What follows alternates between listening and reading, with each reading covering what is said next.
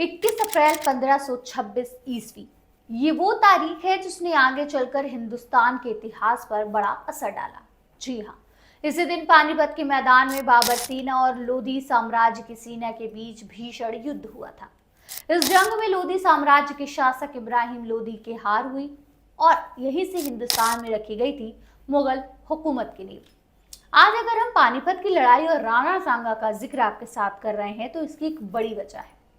दरअसल समाजवादी पार्टी के सांसद रामजीलाल सुमन ने भरी संसद में मेवाड़ के राजा वीर शिरोमणि राणा सांगा को गद्दार बताया, जिसके बाद से पूरे देश में बवाल मचा हुआ है। बाबर को लाया कौन? बाबर को इब्राहिम लोधी को हराने के लिए राणा सांगा लाया था। तो मुसलमान तो बाबर की औलाद है और तुम गद्दार राणा सांगा की औलाद हो। ये हिंदुस्तान में तय हो जाए। रामजीलाल सुमन ने अपने बयान में ये कहा कि राणा सांगा ने इब्राहिम लोधी को हराने के लिए बाबर को भारत आने का निमंत्रण दिया था, जिसके बाद हर तरफ एक ही सवाल चल रहा है कि क्या रामजीलाल सुमन ने राणा सांगा के बारे में जो कुछ कहा क्या वो सच है या हकीकत से उसका दूर दूर तक कोई लेना देना नहीं है। चलिए इसी सवाल का जवाब इस रिपोर्ट के जरिए जानने की कोशिश करते हैं, लेकिन इस बात की हकीकत जानने के लिए हमें कई पहलुओं की चर्चा करनी पड़ेगी। नमस्ते, मेरा नाम आमिना है और आप देख रहे हैं आपकी खबर। देखिए, पानीपत के युद्ध में विजय के बाद बाबर ने कई राजाओं को अपनी अधीनता स्वीकार करने का संदेश भेजा, जिनमें कईयों ने संदेश को कबूल कर लिया जबकि कईयों ने बाबर की अधीनता मानने से इनकार कर दिया। मेवाड़ नरेश महाराणा सांगा ने भी बाबर की अधीनता को स्वीकार नहीं किया था। इतिहासकारों के मुताबिक अपनी शूरवीरता से महाराणा सांगा की सेना ने बाबर की सेना को चारों खाने चित कर दिया था। वैसे महाराणा सांगा और बाबर की कहानी इतनी सरल नहीं है। कई इतिहासकारों ने दोनों के युद्ध की कहानी का कई और तरीके से भी वर्णन किया है। कुछ इतिहासकार मानते हैं बाबर ने महाराणा सांगा को आमंत्रित किया था। इतिहासकारों के मुताबिक इब्राहिम लोधी और महाराणा सांगा की दुश्मनी बाबर को पता थी और इसीलिए बाबर ने इब्राहिम लोधी को परास्त करने के लिए राणा सांगा के पास मित्रता का संदेश भेजा था। राष्ट्रीय राजनीति में मेवाड़ का प्रभाव नाम की किताब के लेखक डॉक्टर मोहनलाल गुप्त लिखते हैं, दूत ने महाराजा से निवेदन किया कि बादशाह बाबर इब्राहिम लोधी से युद्ध करना चाहते हैं, इसलिए आपको ये संधि पत्र भेजा है। बाबर इस पत्र में आगे लिखते हैं कि मैं इधर से दिल्ली पर आक्रमण करूंगा और आप उधर से आगरा पर आक्रमण करें। इस तरह लोधी हमारी अधीनता स्वीकार कर लेगा। कुछ इतिहासकार मानते हैं कि महाराणा सांगा ने तब बाबर के संदेश पर अपनी स्वीकृति दे दी थी, यानी बाबर की इब्राहिम लोधी से युद्ध नीति पर अपनी सहमति दे दी थी। कहते हैं महाराणा सांगा ने यह स्वीकृति इसलिए दी थी क्योंकि वो विदेशी शक्ति से ही विदेशी शासक का अंत चाहते थे।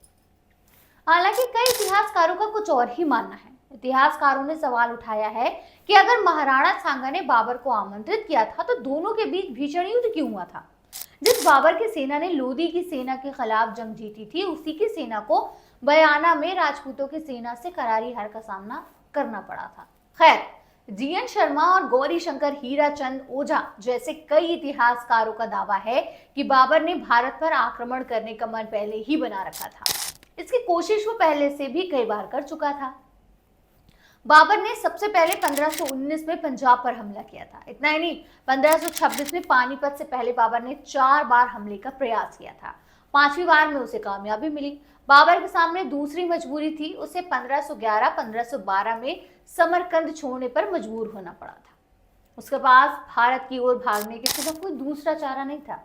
बाबर की सेना ने दिल्ली पर जब हमला किया था, कहते हैं उस वक्त लोधी सेना कमजोर हो चुकी थी।